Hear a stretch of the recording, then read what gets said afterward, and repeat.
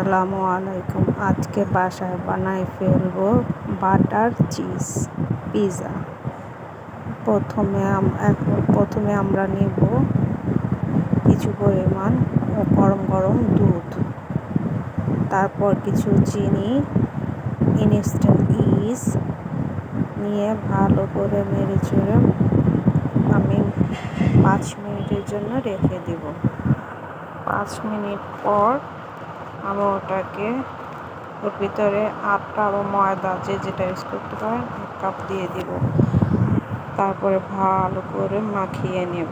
মাখিয়ে একটি soft do করে রাখবো। 1 ঘন্টার জন্য রেখে দেব। আমি একটা পাত্রে বাটার সুন্দর করে দিয়ে একটা নরম পেস্ট বানিয়ে নেব।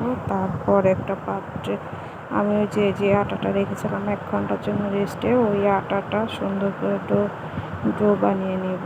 আমার ডো বানানো হয়ে গেছে, বেলে নিলাম একটা পাত্রে, যেটা পিৎজা বানাবো ওই পাত্রে সুন্দর করে যেটা আমি একটা কাঁটা চামচের সাহায্যে সুন্দর করে ছিদ্র করে নেব।